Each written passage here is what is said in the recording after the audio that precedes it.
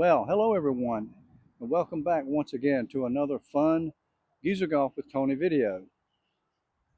You know, it's that time of the year again. I do this every year. You watch a lot of golf videos on YouTube and you hear them all say, well, golf is hard, golf is hard. I hear it all the time, and it is, it's hard, but it's not nearly as hard as it was back when I was a youngster. In the 1970s, 1980s, we had way worse equipment and way worse golf balls.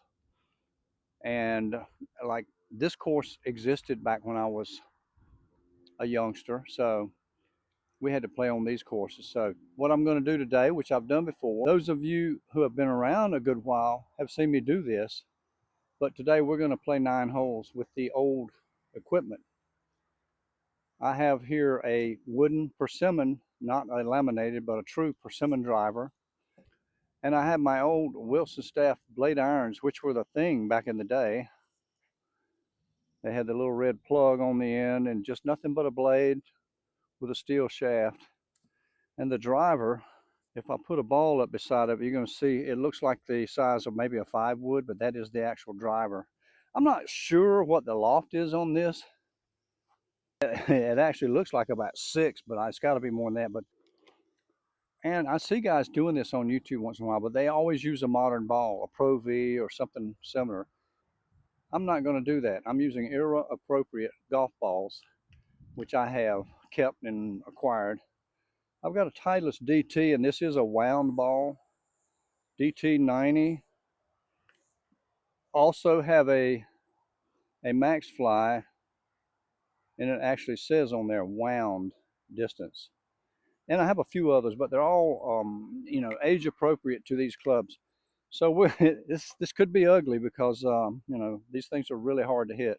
We're going to play the back 9 here at Siler City, and let's see how this goes. You're going to see some ugly shots. So we're starting off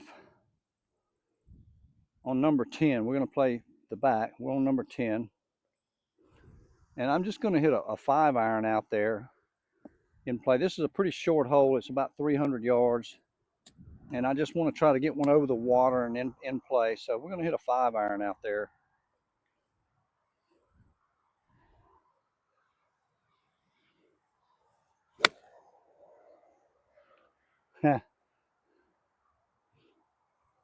Well, it was hit pretty well. I think it went with the ball being wound, meaning to you young people, there are rubber bands inside of it. It's what gives it its bounce. Over time, they probably lose some yardage. They weren't as long anyway, and now they're even less long. So I think that 5-iron probably just went about 155 yards. So we can see the green here, flag wave on the left side. We don't want to go over there. We're just going to try to go on the green. And because back in those days we did not have laser rangefinders and all this modern stuff, I'm not going to use one today. We were lucky if we had a 150 bush on each side of the fairway, and we would maybe go by that, but mostly it was a guess or just a visual thing. So that's what we're doing. That's what I'm doing today. And because I don't have a clue how far these are going, it's really going to be a guess. So, based on the 100-yard being up there, I've got about 130. And I'm going to hit 9. I can remember back in the day that it was a 157 iron, even when I was young. So we're going to see what happens with this 9. Just try to get it on the green, I hope.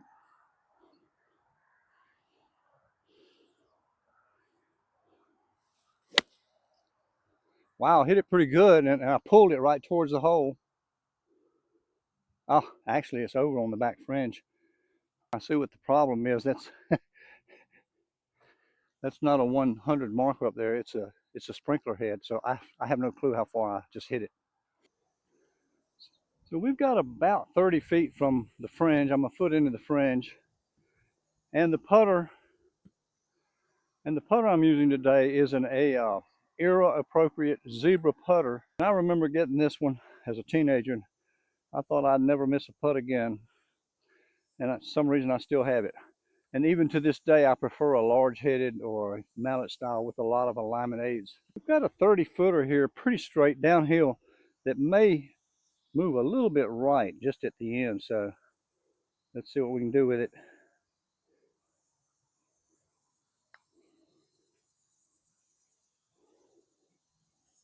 Well, the speed was good. It didn't turn maybe 2 inches right, but I'll take it.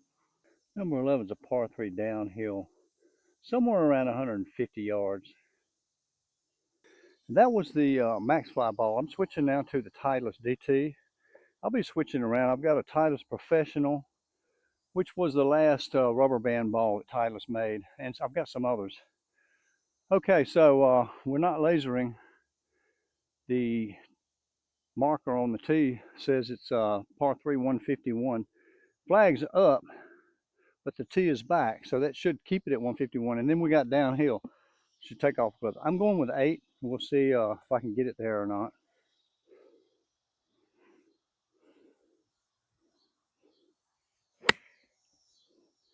Well, I don't think that one will get there. It was a little heavy. Definitely close enough to get up and down for par though. Probably hit that 8 iron about 130. Mine on my set with the modern ball goes 160. I have a couple of cool clubs too that I have picked up here and there over time that are appropriate to that era. They don't match my set, and I do have the sand wedge to that set, but I've got a really cool, it's the same brand as my driver with the original grip. Tony Penna, who was a player back then, 11 iron. Some of you may not have ever even heard of a 10 iron, which would be a pitching wedge. So 11 iron would be a sand wedge. And I just want to use it here on this chip. Also have, not matching my set, but I did have this whole set of irons at one time, but I kept the one. I've got a Titleist 821 1 iron, the blade, the knife. And I may hit it on one of these holes off a tee because I don't have the club head speed to get it in the air anymore, but I can hit it off of a tee okay with the 11 iron. And I tell you, it looks like it has more loft than my 56. It could be an optical delusion, but it looks like it's more lofted. At any rate, that's a little bit downhill run there, so I'll probably need it. Oh yeah, pretty good, pretty good. So we're only a foot and a half. We should be able to handle this one with the old zebra.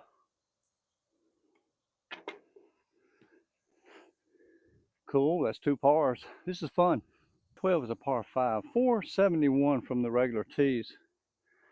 Now, people probably think on these older courses, well, gosh, why do they build the par 5 so short? I can get there with a driver and an iron, but back then, you couldn't. In the 70s, I remember the PGA Tour average off the tee was in the 270s. And, the leaders, Mike could hit it 285. Jack Nicklaus could hit it 300 or more. And if you're a good amateur player, you hit a good drive, it might go 250 or 240. So, that being said, we're not reaching this in 2. We just want to get it in play. Wow, that's a very small driver head, I tell you.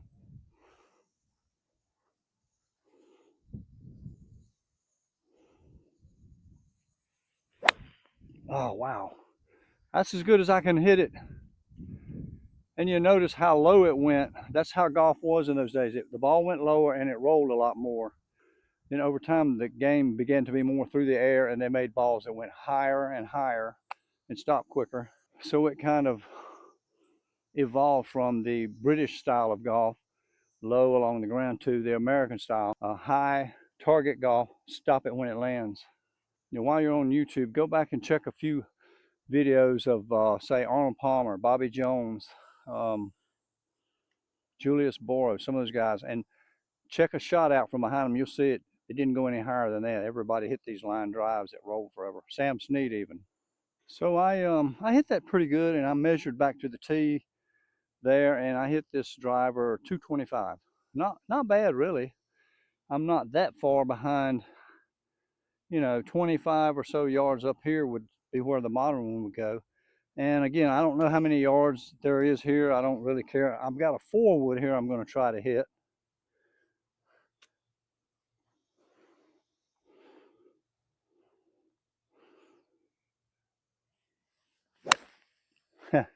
Well, it's going to serve the purpose, but yeah, no, they don't go that low. That was me. And I do have a little bit of a downhill lie, but I mean, it's as good as a good shot.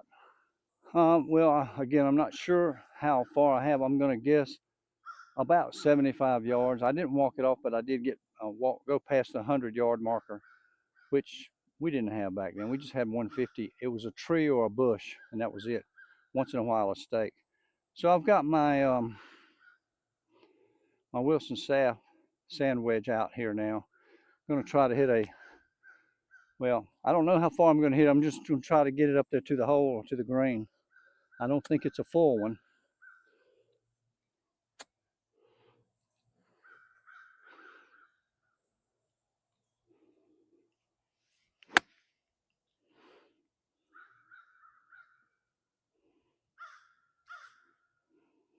Well, I could have carried a little farther. I think it's just short. So with a 75-yard shot, I came up short, and it's not that I hit it bad. I just didn't know how far I was. Really, I'm going by eye, and that just kind of shows you another factor of modern golf. We know exactly the yardage. We know how far back to swing to hit it, and so forth and so on. Back then, you just kind of went out there and you said, this looks like a 6-iron. Or if you were on a course that you played with regularity, you'd know by the humps in the trees how far away you were or what club wise. But it was a little more difficult. So I've got this 40 footer from just in the fringe, and it's going to break a lot to the left. So I'll be real happy with two from here. A little uphill and then down and left.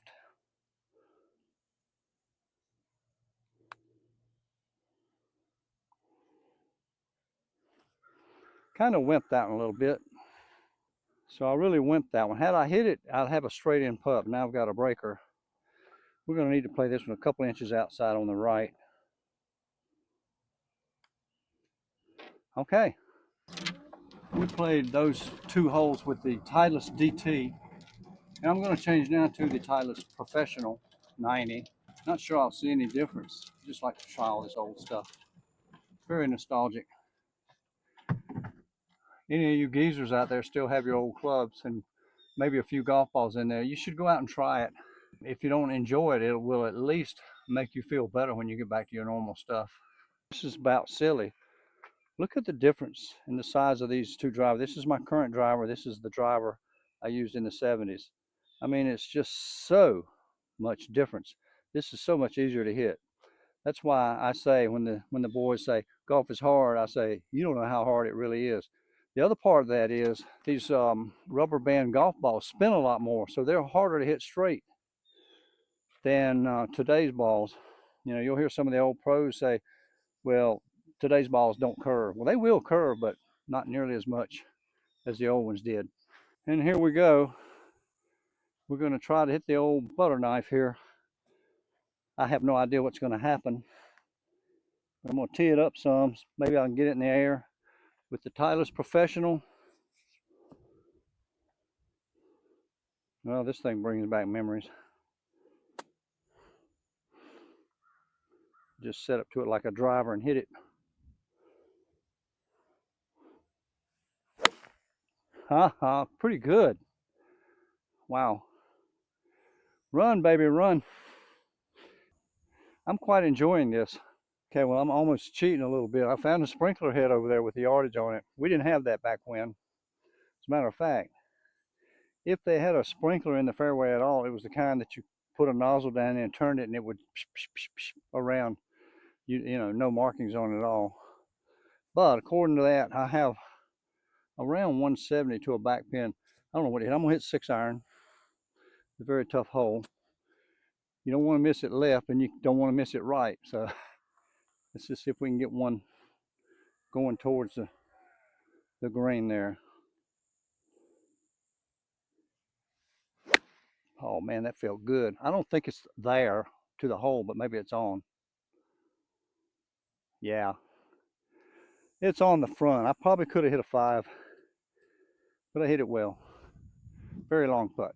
Hey, hope you can hear me from way up there. I've got 65 feet over a hump, down a swell, and back up another level. And it should be going, you know, steady. I got to play it maybe 4 to 5 feet right. But as always, it's really more about the speed. That's harder to do with this zebra because I'm not used to it. Let's just see if we can leave a decent par putt.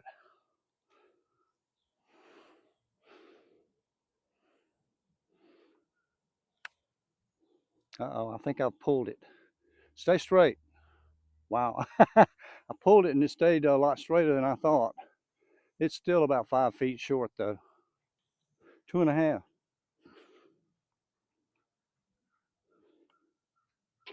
Wow, that's a great two putt. Now on hole number 14, it's 350 par 4 straight ahead. And I'm changing balls here now. The last two holes were played with a Titleist Professional, and I now have a Titleist Tour Balata 100. It's a little discolored, it's so old. I think the last year they made the Professional, which was their last wound ball, was 1990, and that was, well, gosh, 25 years ago. Where did all those years go? How did they get back on so fast? All right, so I've got my 2-iron to my set here on this hole, just because I want to hit it.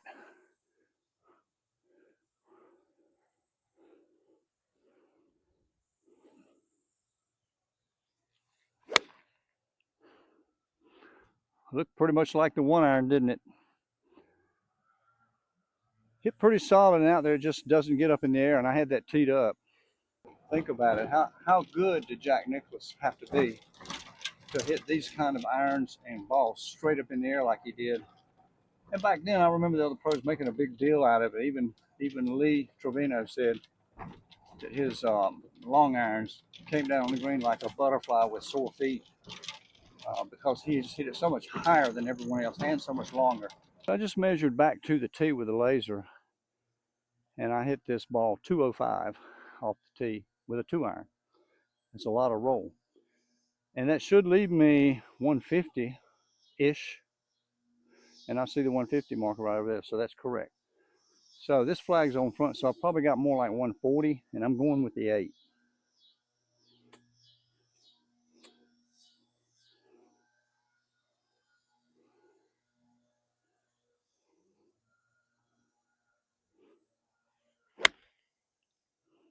It's added if it's the right club. It's not. It's short again. I think I did say back in the day everything was 150 yard 7-iron. Who do I think I am now trying to hit an 8-iron at 50 years older? And the balls are also 50 years older. Okay, we end up 20 feet from the edge and 30 more feet, and it's an uphill. So I wouldn't want to use a 56 here. Normally with my set, I'd say, let's use the gap wedge to help get it there. We didn't have gap wedges back then, but I think the pitching wedge is equal to loft-wise today's gap wedges. And I'm going to need the help to get it there because uphill landing area and these balata balls stop really quick. So I got to hit this pretty good.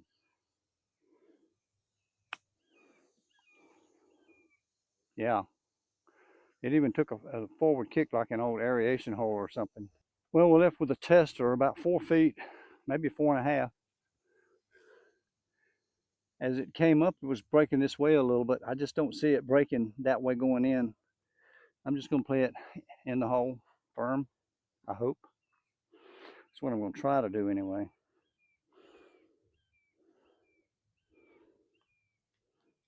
All right. The sign over there says 153, and the flags in the back would make it 163. And it's downhill, and we got a little bit of breeze, so I'm going to go with the 7.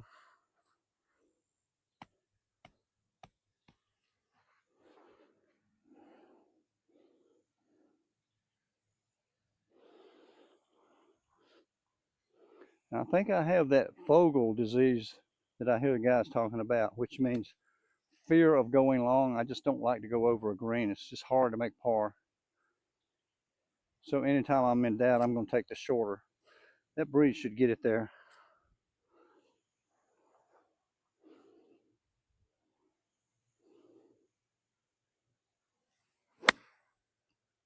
Oh, that's right at it. Be good. Finally hit a good one.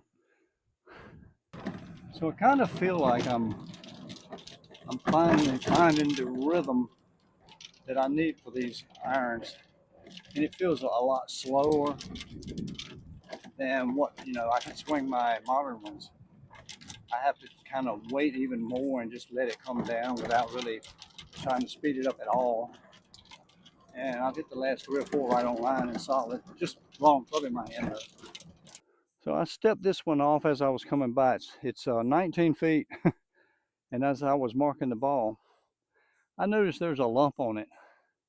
So I've been hitting a lumpy golf ball, and today's modern balls can't get a lump on them. So I'll show you what I mean in just a minute after I put this lumpy ball. We're going kind of across the side of a hill, slightly downhill, and I think I need to give this one almost a foot to the right. It's going to come left.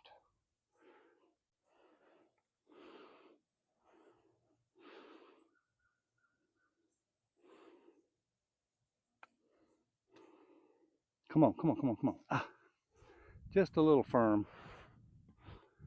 Haven't made a birdie yet, but the good news is haven't made a bogey either.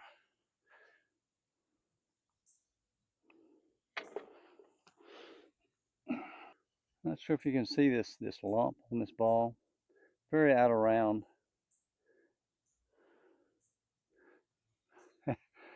And when we were kids, you can mishit this one with an iron and it will cut the cover and you'll see the rubber bands under there.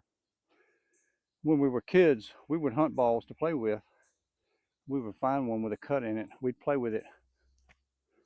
We'd turn the cut around to the front and hit the good side. When we'd hit it, it'd make a noise as it left. And, that's all we had to play with, so that's what we did. But I think I'm going to put this one away now. And we put that Titleist away.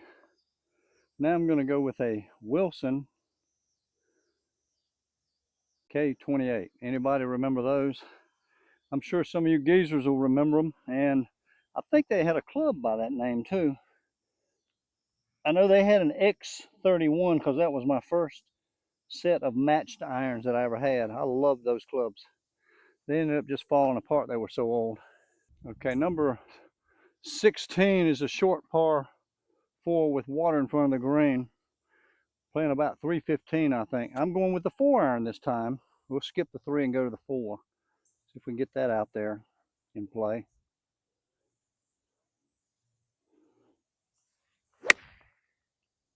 Well, it was, I think I teed that one a little too high and it hit high on the club face. I could feel it. So it didn't go very far. I hit that one so short, barely in the fairway, the front edge of where the cut is. I'm thinking I've got 170 yards to that back flag, but I'm not trying to reach the flag. I want to get to the middle of the green. So I'm going to go with 6. Just try to get on.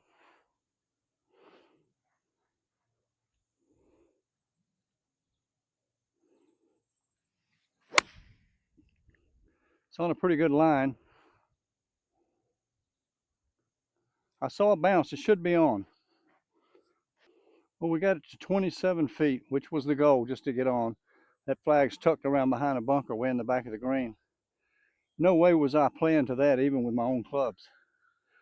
So we got 27 feet, a little downhill, fairly hard breaker to the right. I'm going to go a couple feet out left, try to get the speed.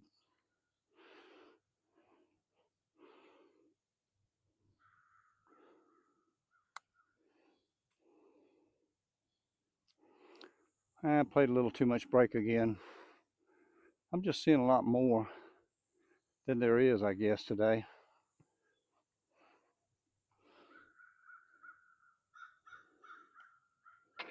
It's teaser back is probably about 375 here. Okay, it's time to try this driver one more time. I think we need it here. I hesitate because I've been hitting the irons down the fairway and making pars, and this is a much bigger risk. But let's see if we can do it. Swing it slow.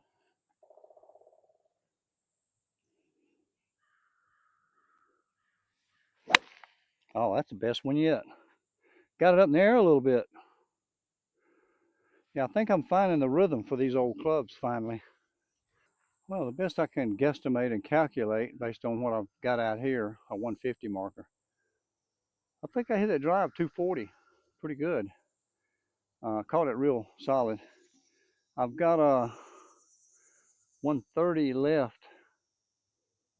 to a front pin. That may calculate out to a 230 drive. I don't know. I got I think 130 to a front pin. I'm going to hit 9, and if it's not enough, it's just not. It'll come up just short.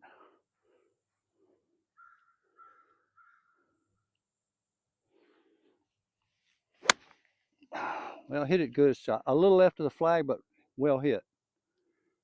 Hey, it got to the green. So we're 21 feet, and we're going to go up over a rise right here and then down and to the right. Now, I haven't made any putts today, although I putted okay, but part of the reason is this putter has a regular iron grip on it, a small Golf Pride regular iron grip. And although I'm not a fan of the fat grips, this feels really small. Okay, we're going up the hill and then back down. It's going to be a little tough to stop near the hole.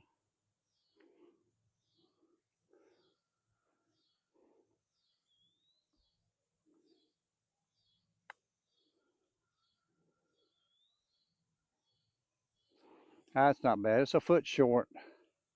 I'll tap. Okay, well, after 8 consecutive pars, we come to the toughest hole on the 9. In my opinion, the toughest hole on the golf course, and it is a par 5. That's not normally the case. It's 524. It goes out 2/3 of the way and then straight up a hill. There's a creek out there. I don't have to worry about that creek today, but sometimes you have to lay up to it. And I just played 2 holes with a Wilson K28. I am now changing to a Titleist Tour Balata 90. I don't see any lumps in it, but who knows. So we've got to hit this driver again.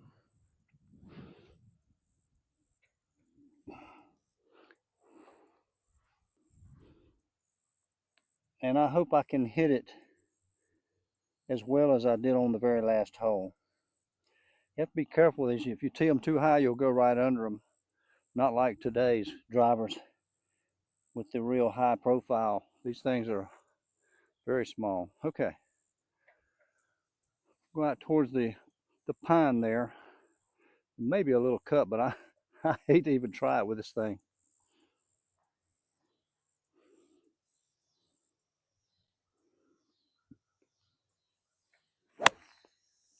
Well, a little bit of a pop up, but it's fine. I still, as low as I teed that, it probably was still a little high.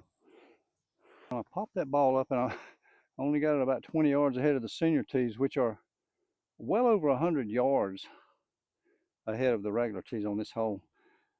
I may have popped that drive up 180. I don't know, maybe less. I'm going to try to hit this 4-wood because if I don't, I can't reach the green in 3. So let's see if we can get this one in the air this time.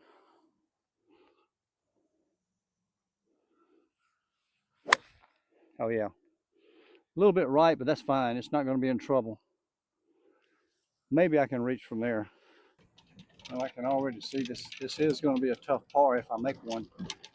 I lost a lot of distance on the drive, and I'm pretty sure I'm in the rough here on the second shot and well back, so who knows. Green's sitting uphill behind a huge bunker. I think I see the 150 over there, so it could be, I'm 150 plus the uphill. I usually add 15, 165, and I got to cut it 175, 180. I think I got to go with the 5. And I'm in the rough. It's not sitting up, but it's a little bit thinner here than in some other places, so I have a chance. The question is, with these irons and this ball, how well can I control this cut?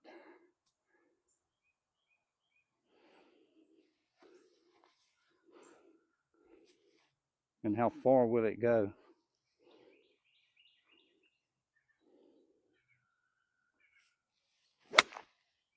Well, it's not cutting very much. Still going to be up close to the green. I've got a chance. I'm a good 50 feet. Steep uphill lie. We're going with the pitching wedge to try to help get it there.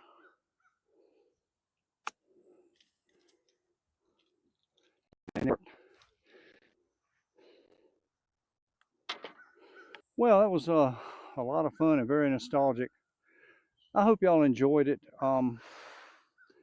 Really, what did you learn? I just feel like I'm trying to help you learn how to play golf. And I come out here and I play with different clubs and balls and play good, hit it bad, whatever. And I shoot a good score. We made 9 pars here. And it's really about managing your game and not trying to get 100% maximum out of every shot and not trying to be perfect. Just play the game along. Maybe you won't shoot par, maybe you'll shoot bogey golf or whatever is relevant to you, but you can score a lot better if you just think about what you're doing and not try to get the maximum out of everything. So that'll end the video. I enjoy playing with these old ancient clubs because I'm an ancient old guy. So I'll just say this is a geezer, and I will see you next time.